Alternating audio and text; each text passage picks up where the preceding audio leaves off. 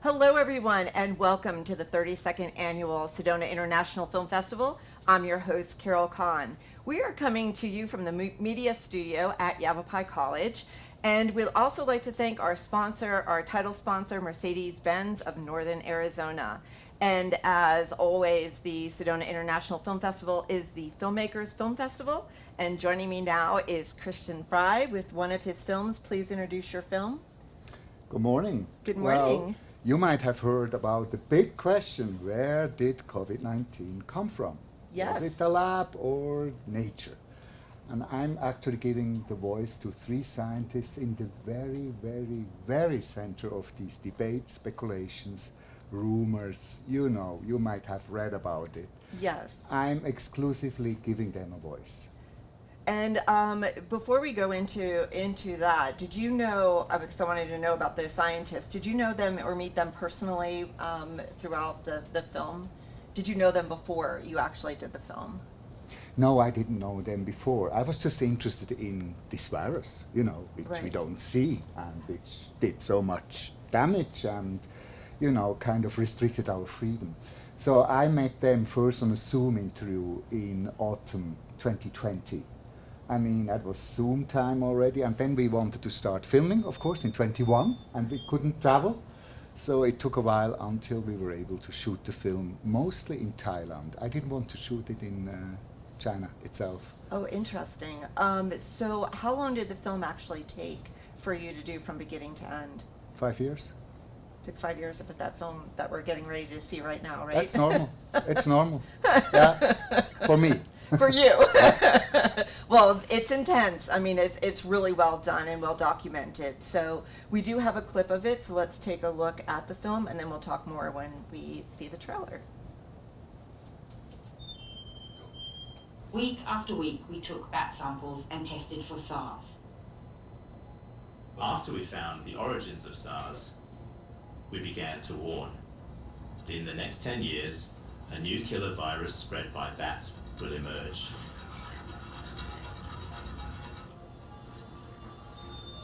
Chinese health authorities are investigating 27 cases of viral pneumonia in Wuhan.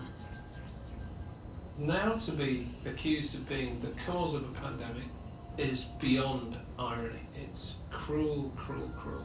I was upside down. Dr. Fauci feels that there is a general anti-science feeling among an alarmingly large percentage of Americans. Are working on these very, very frightening bugs. The absurd claim that we are somehow responsible for this pandemic has been amplified and amplified and amplified to the point now where people really do believe a lot of these things. It comes from China. Public execution! They hit us with a damn bioweapon! Bloody hell, I mean, you know, and they know that we've had death threats. Murder, smug murder.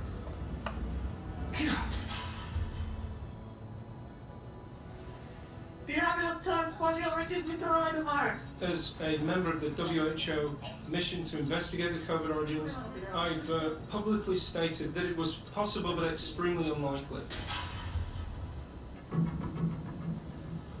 The virus is spilling over.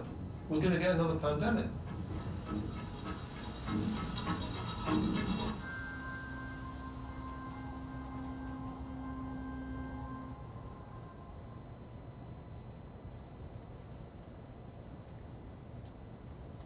Week after week.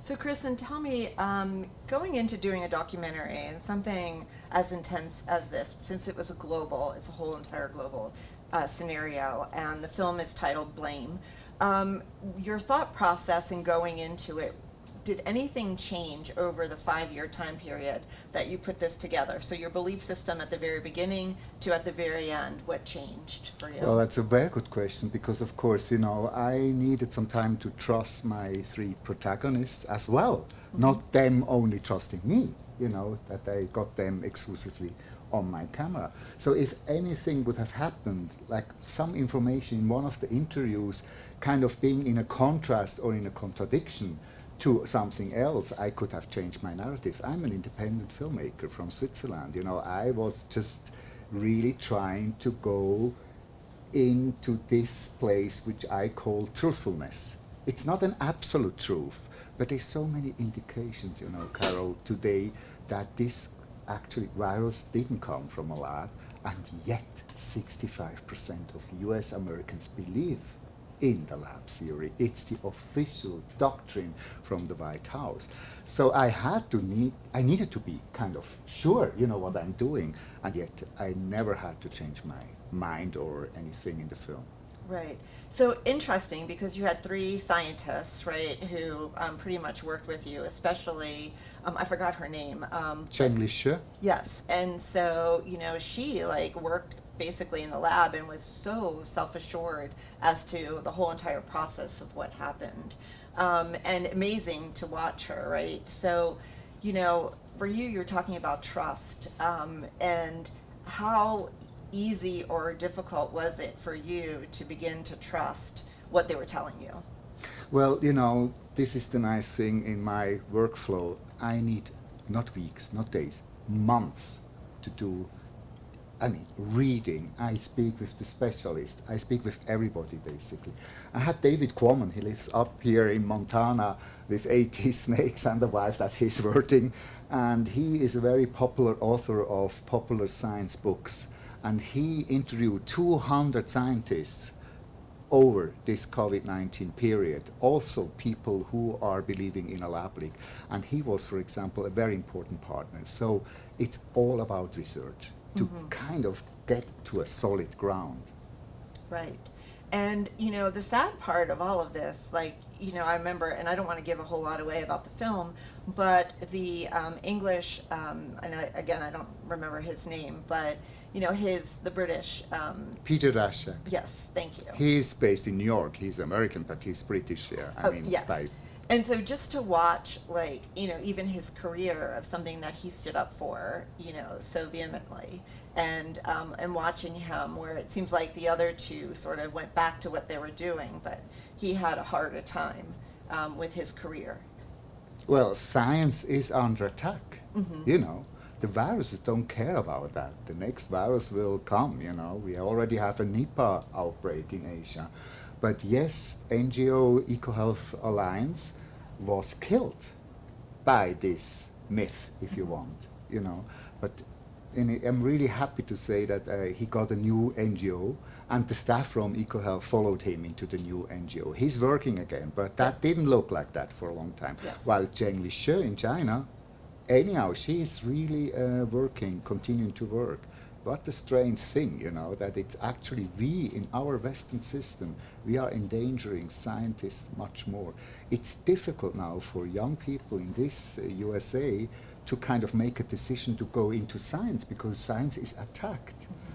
Scientists disagree. Scientists are not a cabal of, you know, agreeing monsters. So it's really about this, what blame. I'm trying to kind of reflect on the fact that without COVID, this re-election of Trump, but also in Europe, the kind of drive to the far right wouldn't have happened. Because with this COVID narrative, it's all about narratives today, they evoke this sense of deep state, mistrust. There is nothing more powerful than doubt, and this is the doubt business, and this is the new attention economy, and that's what blame actually is about. It's not even that much about viruses and bats, it's about our fascination for simple narratives. We are just, and the fact that we are now in a state that we only kind of throw each other narratives to each other's faces. And I think we should go back to basic rational debates, you know, where you stand on the ground of facts. Well, and you are not foreign to documentary films. You've done documentary films. One of your films has been up for an Oscar nomination a couple years back, and so I'm just fascinated by your career. How important is documentaries, do you feel, for the public to view? They're more important than ever, actually. That's what I really feel, you know. But we might lose at the moment some ground, because this is all about hyperventilating, you know, kind of short footage, which it's like fast food, you know. We should get back to good food, reading books, going to a film festival like Sedona, kind of carefully, calmly reflect and be interested in the complexity of the world, because this is all about complexity. Mm-hmm. And Christian, tell us, where is Blame being shown in the Sedona Film Festival? When's your film being shown? Well, it was shown yesterday morning. Okay. I was traveling all night. Okay. And then I just made it to the screening, and it will be shown again on Tuesday. On Tuesday. Evening, but it's sold out. We will have a special screening. Patrick Schwartz told me in March here in Sedona, because unfortunately my filmmaker colleagues cannot even, I cannot invite them for my screening on Tuesday. So, yeah, they can ask me for a link. Well, it's that popular that it's sold out, but it's great. We'll stay tuned to watch that. How can people find out about your film outside of the film festival? Do you have a website? Yes, absolutely. It's blame-documentary.com. Okay.